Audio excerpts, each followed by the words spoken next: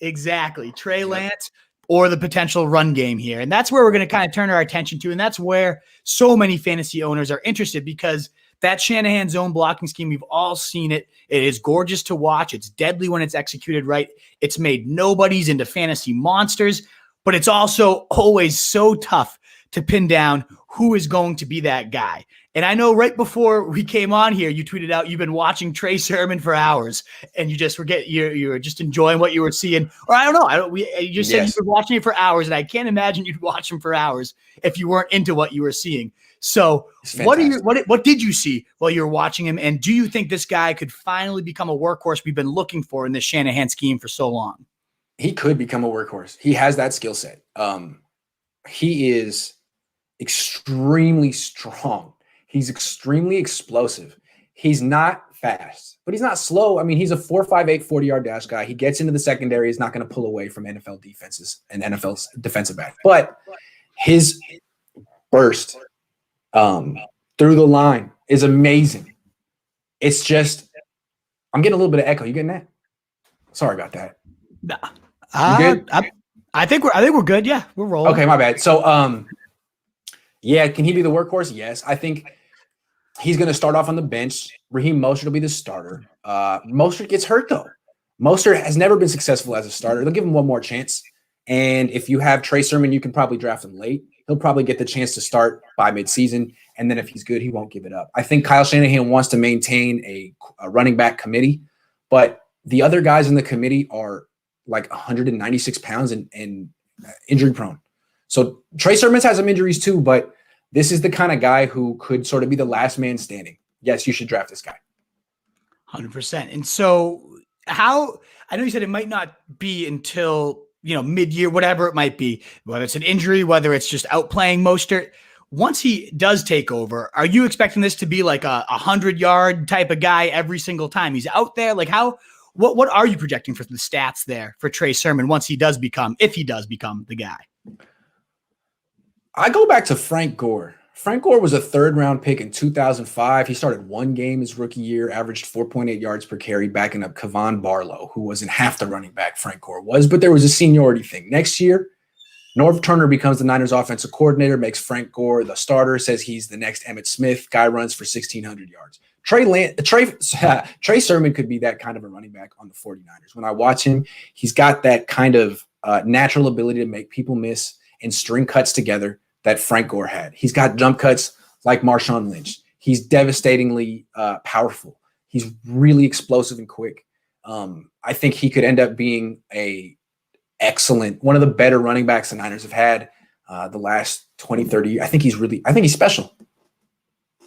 I'd love to hear it. Well, the guy he's going to have to beat out is a guy that we were both pretty pumped out about last year. That's Raheem Mostert. I mean, and we even went as far as calling him, I believe, Terrell Davis light, 1,600-yard threat, if you don't remember correctly.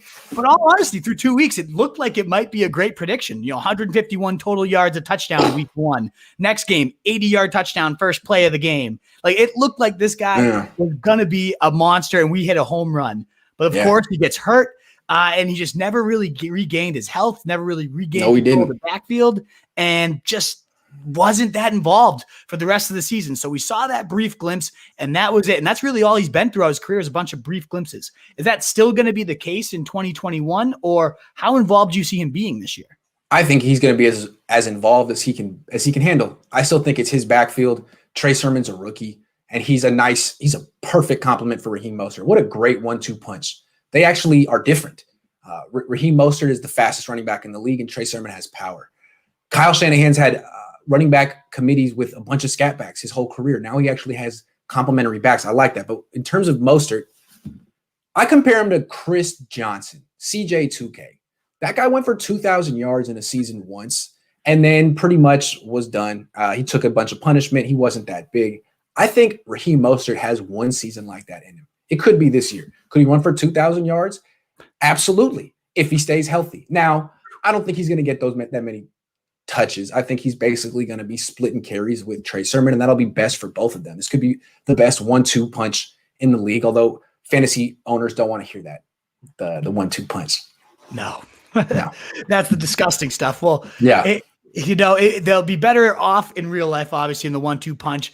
What really matters in that case, though, is the money touches. Who's getting the red zone and the goal line looks, and who's catching the ball? Is it either of those two? Is there a third guy coming in for that? Who do you see getting that goal line work? I think they both could catch the ball. So Raheem Mostert was getting involved in the passing game last year, but in the red zone, I'm sure they'll let Mostert try first, but I think Sermon has much more potential and much more to offer in that area of the field. And once he shows what he can do in the NFL, that'll be his thing at first before he takes the job entirely. I can't wait till that day. We just need that. I'm sick of the 1-2 punch. I need that Shanahan workhorse, that Alfred Morris, that Steve Slayton way back in his rookie season. It's been so long since we've had that guy, and when we do have it, it's literally a top 5 running back every single time. So right. I got fingers crossed. Trey will take it. As you're saying, it probably is going to take a little bit because Mostert's been so good, but I don't know. The guys he's splitting carries with get hurt, so draft this Trey Sermon guy, and it just may happen by default. Absolutely. And at least in Dynasty, right? Like I don't even know what Mostert's contract is, but at certain point, long term, it's probably Trey Sermon, right? You could argue that Trey Sermon should be the top running back from this past draft in Dynasty. Why? You sure that Najee Harris is better than him and in a better position? I don't know. Something to think about. I only think so just because of Tomlin's history of peppering one guy. Like you're saying, the 1-2 punches, all that stuff. Good point. See, that's why you're the fantasy football guy and not me. Exactly. You're right. Oh man, that's the one thing. So if you're gonna project, as we always like to do, then because we need the stats, that's what fantasy owners care about. The overall run game kind of prediction and projections. How do you see the numbers shaking out, the workload shaking out? If Sermon takes over, when would that happen? All that stuff. Right. What's your ultimate prediction here for the run game? I'm trying to do my best. If they're all healthy, I figure Raheem Mostert gets 15 carries a game. Trey Sermon gets 10. Deebo Samuel gets 4. Trey Lance gets 4 until he's a starter and he gets 10.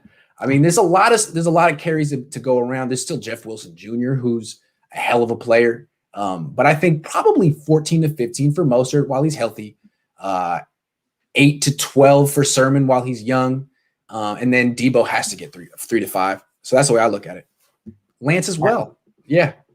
Absolutely. So it is going to be a bit of a split. It's going to be kind of all over the place until maybe an injury, that injury we always see. But Mostert, if Mostert's getting 15 carries, if he is that lead guy, then he is going significantly undervalued in fantasy football. Mostert taking Trey Sermon above him right at this point. Because of Trey Sermon, Mostert's falling to the later rounds at this point. So you're thinking that could be a potential give up on mistake? Mostert yet, man. That guy is good when he's healthy. He's in great shape. He looked fantastic last year. I thought he looked way stronger last year than he did in 2019 when he was when he was going crazy. So give Mostert one more chance. He had a high ankle sprain the whole year. All right, we won't write him off quite yet per Grant. Now, one of my always favorite things. What is up, you fantasy wolf? Thanks so much for tuning in. If you haven't already, share your thoughts in the comments. Check out some more videos and join the newest Wolfpack by subscribing below.